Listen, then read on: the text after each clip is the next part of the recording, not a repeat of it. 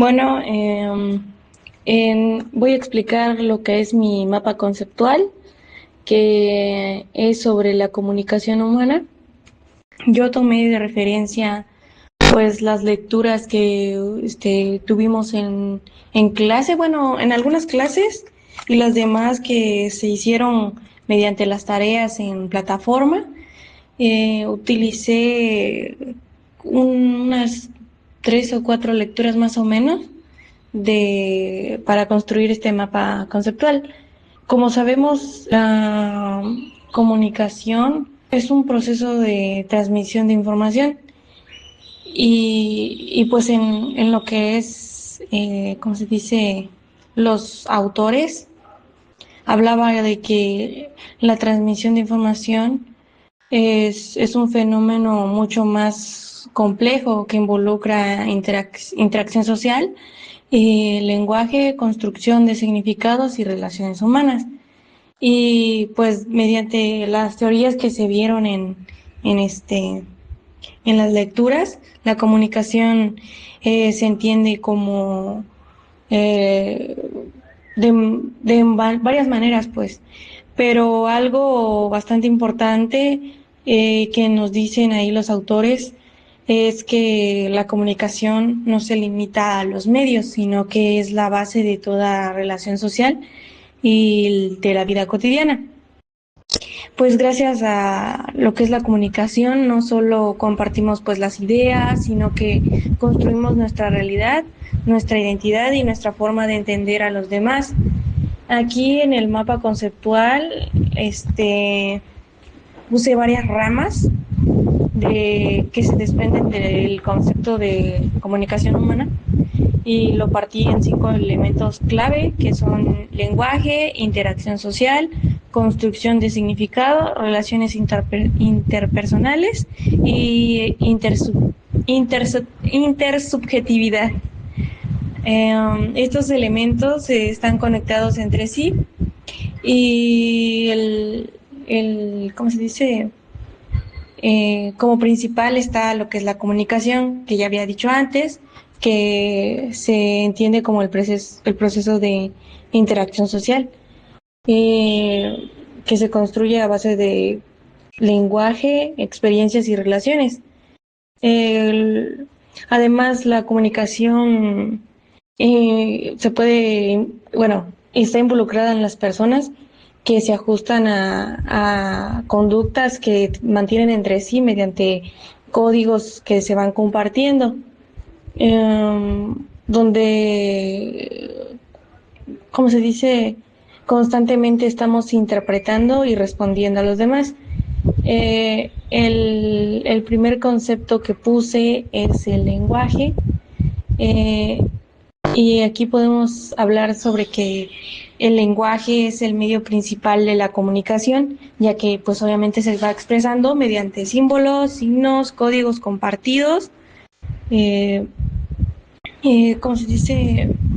Cultura y pensamiento, más así, por así decirlo, porque desde el interaccionismo simbólico, el lenguaje es un sistema pues de símbolos, valga la redundancia, que permite que las personas den un significado a la realidad, pues se relaciona con con lo que habla Sapir-Whorf, la cual plantea que el lenguaje influye en la forma en que percibimos y lo que pensamos sobre el mundo. Es decir, en el determinismo lingüístico es el que dice que el lenguaje puede determinar nuestra forma de pensar, y en el relativismo lingüístico dice que esto solo influye en nuestra percepción. Ahora, se puede eh, hacer que las personas interpreten la realidad de maneras distintas. O por poner un ejemplo, como cuando usamos la palabra crush, todos entendemos más, por así decirlo, que significa que nos gusta a alguien, que estamos como que, no sé, sí, o sea, de que se refiere a que alguien nos gusta, aunque esta palabra pues no, obviamente no esté en español, pero nos demuestra que el lenguaje usa símbolos y códigos compartidos y que solo entendemos dentro de nuestra cultura o nuestro grupo. En este caso sería a partir de las películas y de lo que vemos de Estados Unidos. Otro ejemplo podría ser el emoji, que significa pues obviamente un emoji con una carita así sonriendo, que significa que pues estás feliz, es de alegría. Y pues esto demuestra que el lenguaje no solo se transmite información, sino que se construye un significado. En el otro punto que puse de la interacción social, la comunicación ocurre en la manera en la manera en que nos relacionamos, es decir, que el intercambio constante es un intercambio constante pues entre las personas. Y el interaccionismo simbólico pues habla sobre que los significados no existen por sí solos, sino que surgen a partir de la interacción que se tiene entre los individuos, ¿no? Y significa que interpretamos lo que otros hacen, reaccionamos a lo que eso mismo, lo que las otras personas hacen y construimos significados de manera conjunta.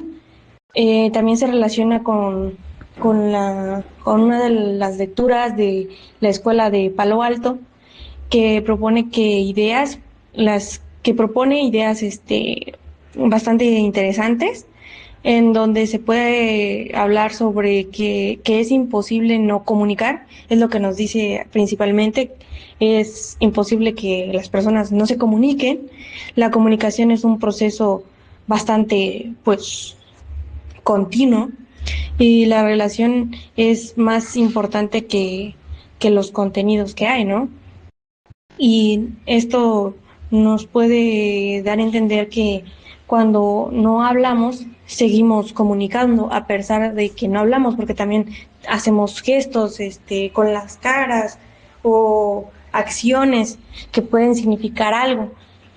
Y, por ejemplo, si estás en una clase y haces una cara pues de como de que estás aburrido, que tienes sueño, pues el maestro entiende que no estás interesado en su clase, aunque la persona que está durmiendo o está con cara de aburrimiento, pues no diga nada porque no está diciendo nada en sí, o sea, hablar, pero pues con sus gestos, con su cara lo está diciendo todo, ¿no? Y otro ejemplo puede ser cuando alguien está hablando y parece algo chistoso o algo así y quedamos viendo a nuestro amigo y solo con mirarnos ya sabemos de que estamos en la misma sintonía y estamos entendiendo el mismo chiste, por así decirlo. Esto demuestra que pues la comunicación es constante y pues no es verbal. O sea, pues principalmente tiene que haber, una interacción en el habla, pues. La otra, el otro punto es la construcción de significado. Lo que este elemento nos dice que la comunicación implica interpretar la realidad. Pues uno de los autores que puse ahí es Humberto Maturana, sí, que explican que la realidad no es algo objetivo que todos percibimos igual, sino que cada persona lo va construyendo desde su experiencia que tiene. Esto se relaciona con los estos conceptos que puse aquí, que es el, el autopoiesis, determinismo estructural y sistema autónomo, que significa que pues cada uno interpreta el mundo según su historia. Un ejemplo que doy es que cuando vemos alguna película, uno puede decir que es una película triste, ¿no? que habla sobre muchos sentimientos, o sea, lo vamos interpretando a nuestra forma.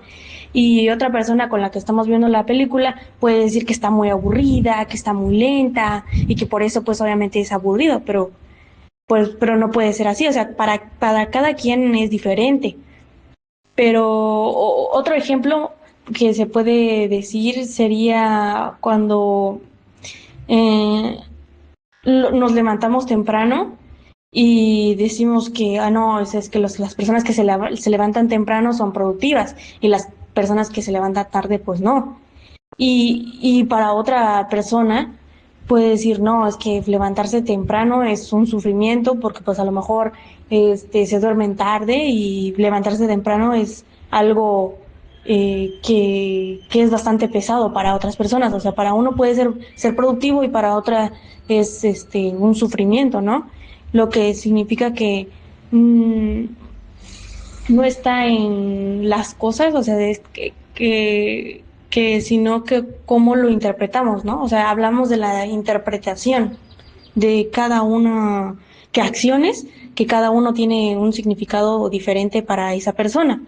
Ahora el otro punto de relaciones interpersonales, se puede como que entender más bien que la comunicación va permitiendo construir relaciones interpersonales, y, es decir, los vínculos entre las personas, pues. En, el autor Eric Goffman explica que pues la vida cotidiana actuamos como si estuviéramos en una obra de teatro. Y esto significa que cuando presentamos más bien, significa que vamos presentando una imagen de cada uno de nosotros, o sea, nosotros vamos presentando una imagen de nosotros mismos, y cumplimos roles sociales y adaptamos nuestro comportamiento según el contexto.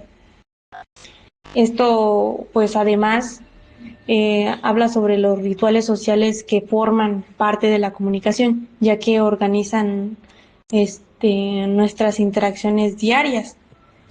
O sea, por poner un ejemplo, mmm, cuando nos relacionamos con otras personas, por ejemplo, al hablar con un amigo no es lo mismo al hablar con un maestro, no vas a referirte de él con la misma forma, o porque pues cada quien es diferente y la relación que tienes con esa persona es diferente, no son las mismas cosas y no puedes hablarle de la misma manera que hablas con la otra persona. Eh, Igual cuando, por ejemplo, vas a una entrevista de trabajo, se tiene que actuar formal, ¿no? O sea, de manera que no sea grosera.